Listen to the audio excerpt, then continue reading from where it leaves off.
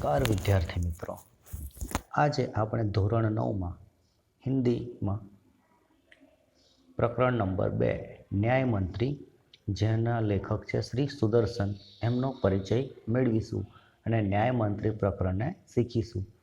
શ્રી સુદર્શનનો જન્મ સન 1896 ઈસવીસનમાં થયો હતો અને નિધન સન 1968માં થયો હતો. એમનો થોડો વધારે પરિચય મેળવતા આપણે જોઈએ. सुदर्शन जी का मूल वास्तविक नाम बद्रीनाथ शर्मा था. आपका जन्म 1896 ईस्वी सन पंजाब राज्य के सियालकोट नामक स्थान में हुआ था. बचपन से ही आपने कहानियाँ लिखना प्रारंभ किया था. पुष्पलता, सुप्रभात, परिवर्तन, पनघट, नगीना आदि आपके सुप्रसिद्ध कहानियाँ संग्रह है. आपका एकमात्र उपन्यास है भागवंती. देखिए यहाँ पे कितनी सारी सुप्रसिद्ध कहानियाँ श्री सुदर्शन जी ने लिखी हैं. आगे बात करते हैं. इस कहानी में सम्राट अशोक सर्वश्रेष्ठ न्यायमंत्री की खोज में था.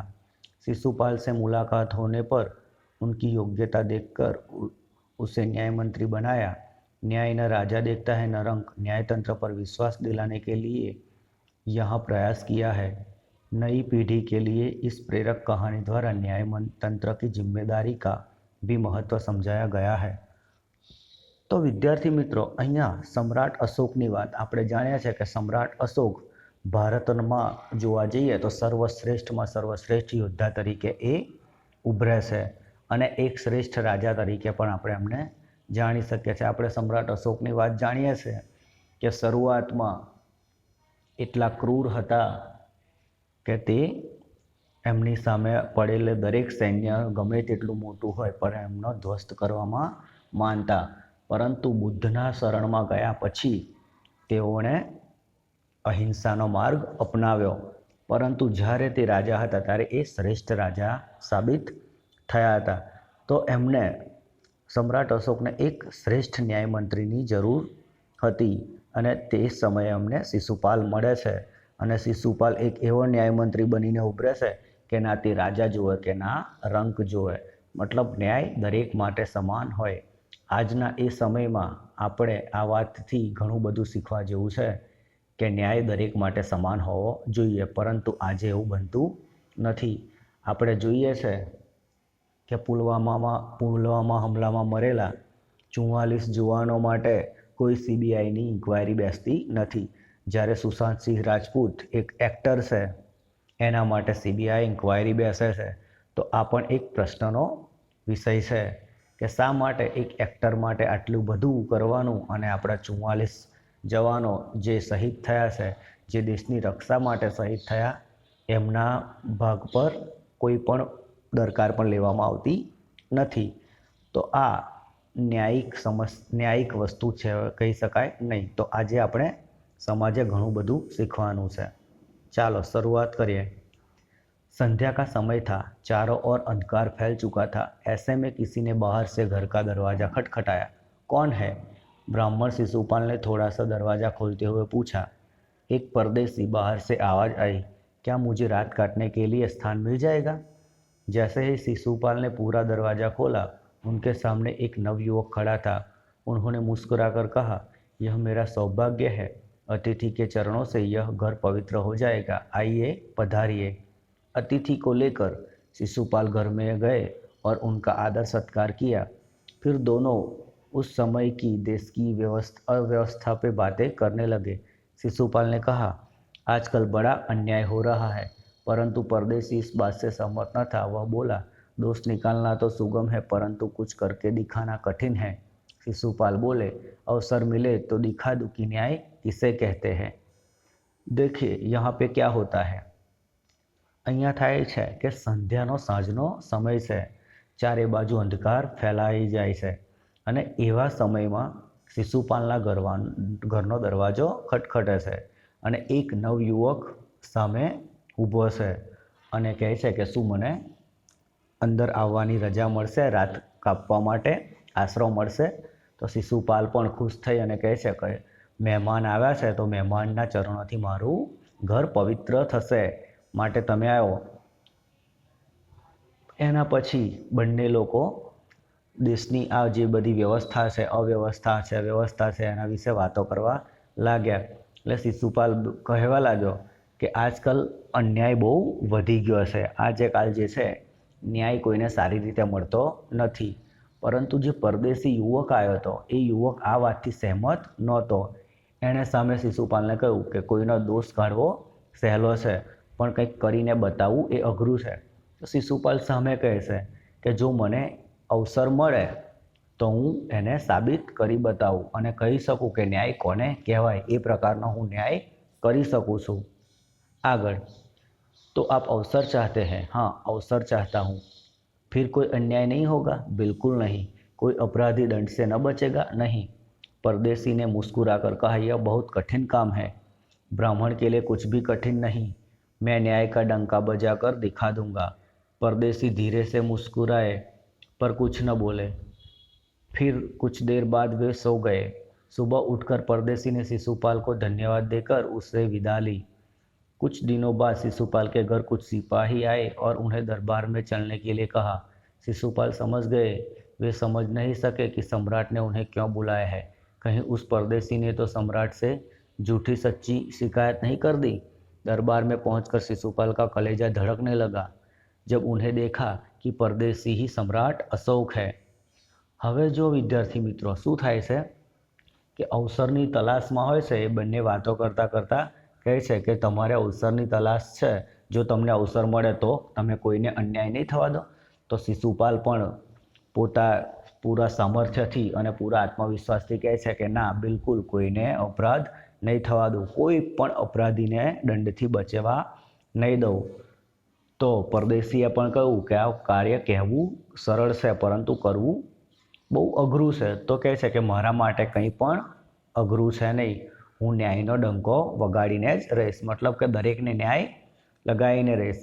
તો પછી આ વાતો કર્યા પછી પરદેશી અને શિશુપાલ સૂઈ જાય છે. સવારે જલ્દી ઉઠી અને શિશુપાલનો ધન્યવાદ કરી અને પરદેશી જતો રહે છે. એ પછી થોડા દિવસો પછી શિશુપાલના ઘરે સિપાહીઓ આવે છે અને શિશુપાલને લઈને દરબારમાં જાય છે. એના મનમાં અજીબના તર્ક વિતર્ક આવવા લાગે છે કે શું એ પરદેશીએ સમ્રાટ અશોકને મારી ચાપલુસી તો નહીં કરી હોય ને, ઉલટી સીધી વાત તો નહીં કરી હોય ને. પણ જેવો એ દરબારમાં પહોંચે છે શિશુપાલ અને જોવે છે કે જે પરદેશીને મેં જોયો હતો એ પરદેશી જ પોતે સમ્રાટ અશોક છે. सम्राट बोले, ब्राह्मण देवता, मैं आपको न्याय का अवसर देना चाहता हूँ, आप तैयार हैं? पहले तो शिशुपाल घबराए, फिर बोले, यदि सम्राट की यही इच्छा है तो मैं तैयार हूँ. बहुत ठीक, कल से आप न्याय मंत्री हुए. सम्राट ने कहा और अपने हाथ से अंगूठी उतारकर शिशुपाल को पहना दी. यह सम्राट अशोक की राज मुद्रा थी. अब शिशुपाल न्याय मंत्री थे. उन्होंने राज्य की समुचित व्यवस्था करना आरंभ कर दिया. उनके सुप्रबंध से राज्य में पूरी तरह शांति रहने लगी. किसी को किसी प्रकार का भय नहीं था. लोग दरवाजे तक खुले छोड़ जाते थे. चारों तरफ न्याय मंत्री और सुप्रबंध और न्याय की धूम मच गई. जो અહીંયા સમ્રાટ અશોક એમને જોઈ અને કહેવા બોલ્યા કે તમારે એક અવસર જોઈતો હતો, એ હું તમને અવસર આપવા તૈયાર છું. તો શિશુપાલ પહેલાં તો એને થોડી ડર લાગ્યો, પણ પછી કહ્યું કે જો તમારી આ ઈચ્છા હોય તો મને કોઈ વાંધો નથી, મને પણ કોઈ આફત નથી. તો શિશુપાલને સમ્રાટ અશોકે પોતાના હાથમાંથી અંગૂઠી ઉતારી, જે રાજ્ય મુદ્રા હોય એ ઉતારી અને શિશુપાલને આપી. હવે શિશુપાલ ન્યાયમંત્રી એ દિવસથી બન્યા ત્યારથી આખા રાજ્યમાં શાંતિ ફેલાઈ ગઈ અને બધા શાંતિથી રહેવા લાગ્યા. કોઈને પણ अन्याय થતો હોય એવું લાગ્યું नहीं. लगभग 1 महीने बाद किसी ने रात में एक पहरेदार की हत्या कर दी. सुबह होते ही यह बात चारों तरफ फैल गई. लोग बड़े हैरान थे. शिशुपाल की तो नींद ही उड़ गई. उन्होंने खाना पीना छोड़कर अपराधी का पता लगाने में रात दिन एक कर दिया. बहुत प्रयत्न करने के बाद अपराधी का पता चला तो शिशुपाल के आश्चर्य का ठिकाना न रहा. स्वयं सम्राट ने उस पहरेदार की हत्या की थी. सम्राट को अपराधी घोषित करना बहुत ही कठिन काम था. शिशुपाल करे भी तो क्या करे. एक और वे न्याय मंत्री थे और दूसरी ओर सम्राट के सेवक. परंतु न्याय की दृष्टि में सम्राट और साधारण व्यक्ति में कोई अंतर नहीं होता. अगले दिन शिशुपाल दरबार में पहुंचे। सम्राट अशोक सिंहासन पर बैठे हुए थे। आते ही उन्होंने शिशुपाल से पूछा, अपराधी का पता चला? न्याय मंत्री ने साहसपूर्वक कहा, जी हाँ, चल गया। तो फिर उसे उपस्थित करो। न्याय मंत्री कुछ रुके, फिर अपने उच्च अधिकारी को संकेत करते हुए बोले, धनवीर, इन्हें गिरफ्तार कर लो, मैं आज्ञा देता हूँ। संकेत सम्राट की ओर था। दरबार में निस्तब्धता छा गई। सम्राट का चेहरा क्रोध से लाल हो गया। वे सिंहासन से खड़े हो गए और बोले, इतना साहस? तो जो આગળ શું થયું? આટલી સરસ મજાનું રાજ્યમાં શાંતિથી રાજ્ય ચાલતું હતું, પર એકાએક એક દિવસ એવું થયું કે એક રાત્રે એક પહેરેદારની હત્યા થઈ જાય છે અને એ હત્યાથી આખા રાજ્યમાં ખળભળાટ મચી જાય છે। હત્યારાને શોધવા માટે પ્રયાસ થાય છે અને શિશુપાલ જે ન્યાયમંત્રી છે એમને ખબર પડે છે કે આ હત્યા કરનાર બીજું કોઈ નહીં પરંતુ જાતે સમ્રાટ અશોક છે। એટલે મનમાં ને મનમાં એ મૂંઝાય છે કે એક બાજુ હું સમ્રાટનો સેવક છું તો એક બાજુ ન્યાયમંત્રી છું, પરંતુ એમણે પોતાની ફરજને પહેલાં પ્રાધાન્ય આપ્યું અને પછી બીજા દિવસે દરબારમાં ગયા। ત્યારે સમ્રાટ અશોકે પૂછ્યું, ન્યાયમંત્રી, તમને હત્યારા મળ્યો કે નહીં? તો કે હા મહારાજ, મળી ગયો। તો પછી કહે છે કે એને દરબારમાં ઉપસ્થિત કરો। ત્યારે સમ્રાટને જ હત્યારો બતાવતા એ સિપાહીઓને આદેશ આપે છે કે આ મહારાજને તમે પકડી લો, એમને બંદી બનાવી લો। એટલે બધા આખા દરબાર સુમ્મ પડી ગયો। આખા દરબારને આંખો ફાટી રહી ગઈ। જોયું હોય કાપો તો લોહી ના નીકળે એવા લોકોના ચહેરા થઈ ગયેલા। સમ્રાટ અશોક પોતે પણ ક્રોધથી એકદમ તમતમી ગયા, લાલ થઈ ગયા। સિંહાસન પરથી ઊભા થઈ ગયા અને બોલ્યા, તારી આટલી બધી તાકાત, ત્યાં આટલું બધું સાહસ કર્યું કે સમ્રાટની સામે થાય છે? આગળ न्याय मंत्री ने ऐसा भाव प्रकट किया जैसे कुछ सुना ही न हो। उन्होंने अपने शब्दों को फिर दोहराया, धनवीर, देखते क्या हो, अपराधी को गिरफ्तार करो। दूसरे ही क्षण सम्राट के हाथों में हथकड़ी पड़ गई। न्याय मंत्री ने कहा, अशोक, तुम पर पहरेदार की हत्या का आरोप लगाया जाता है, तुम इनका क्या उत्तर देते हो? सम्राट होठ काट कर रह गए। न्याय मंत्री ने फिर पूछा, तो तुम अपराध स्वीकार करते हो? हाँ, मैंने उसे मारा अवश्य है, पर उद्दंड था। सम्राट का उत्तर था। वह उद्दंड था या नहीं? तुमने एक राज्य कर्मचारी की हत्या की है, तुम अपराधी हो, तुम्हें मृत्युदंड दिया जाता है। न्याय मंत्री ने निर्णय दिया। सभा में सन्नाटा छा गया। न्याय मंत्री का निर्णय सुन सम्राट ने सिर झुका लिया। वे तो स्वयं शिशुपाल की परीक्षा में सफल हो गए थे। सम्राट का हृदय ऐसे व्यक्ति को पाकर गदगद हो रहा था। तभी न्याय मंत्री का संकेत पाकर कर्मचारी सम्राट अशोक की सोने की मूर्ति लेकर उपस्थित हो गया। न्याय मंत्री ने खड़े होकर कहा, सज्जनों, यह सच है कि मैं न्याय मंत्री हूँ और यह भी सच है कि अपराधी को दंड मिलना चाहिए, परंतु अपराधी और कोई नहीं, स्वयं सम्राट है। शास्त्रों में राजा को ईश्वर का रूप माना गया है, इसीलिए उसे ईश्वर ही दंड दे सकता है। अतः मैं वह आज्ञा देता हूँ कि सम्राट को चेतावनी देकर छोड़ दिया जाए और उनके स्थान पर इस सोने की मूर्ति को फांसी पर लटका दिया जाए, जिससे लोगों को शिक्षा मिले। न्याय मंत्री का न्याय सुनकर लोग जय जयकार कर उठे। जब सब लोग चले गए तो शिशुपाल ने राजमुद्रा सम्राट अशोक के सामने रख दी और बोले, महाराज, यह राजमुद्रा वापस ले लो, मुझसे यह बोझ नहीं उठाया जाएगा। अशोक ने सम्मान भरी दृष्टि से उनकी ओर देखते हुए गदगद कंठ से कहा, आपने मेरी आंखें खोल दी है, आपका साहस प्रशंसनीय है, यह बोझ आपके अतिरिक्त और कोई नहीं उठा सकता। न्याय मंत्री निरुत्तर हो गए। હવે શું થયું? તો સમ્રાટ અશોકને ફાંસી પર લટકાવવાની વાત કરવામાં આવી।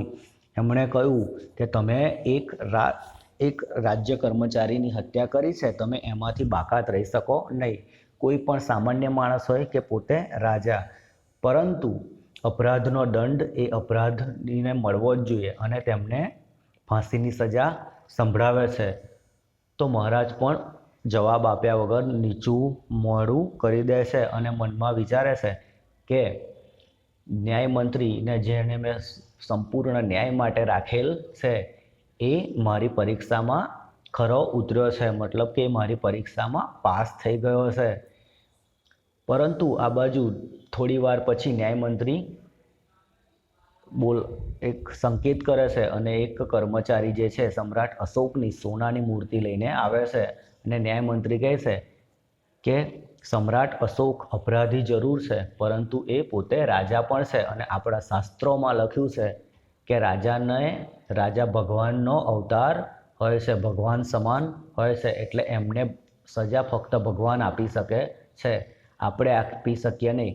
એટલે આ વખતે એમને ચેતવણી આપીને આપણે છોડી દઈએ છે અને એમની જગ્યાએ આપણે એમના સોનાની મૂર્તિને ફાંસી પર લટકાવીશું. એનાથી પ્રજાને પણ ભાન રહેશે કે આપણે ક્યારેય કોઈ દિવસ આવું ખરાબ કાર્ય કરવું નહીં, નહીંતર આપણને પણ ફાંસી થઈ શકે. આવું જોઈ આ ન્યાય જોઈ અને સમ્રાટ અશોક પણ ગદગદ થઈ ગયા. પ્રજા દરબારમાં બેઠેલા દરબારીઓ પણ ખુશ થઈ ગયા અને એમનો જય જયકાર કરવા લાગ્યા. આ બધું પત્યા પછી ન્યાયમંત્રી સમ્રાટ અશોકની સામે આવી અને રાજમુદ્રા પાછી આપે છે અને કહે છે કે મહારાજ, મારાથી આ વજન ઉઠાવાશે નહીં, આ બોજ તરીકે હું દબાઈ જઈશ. ત્યારે મહારાજ એમને કહે છે કે તમારા સિવાય આ બોજ બીજું કોઈ ઉઠાવી શકે નહીં. એનો અર્થ કે તમારા સિવાય બીજું કોઈ પણ આ કાર્ય કરી શકશે નહીં. એક તમે જ છો જે આ કાર્ય સારી રીતે કરી શકો છો.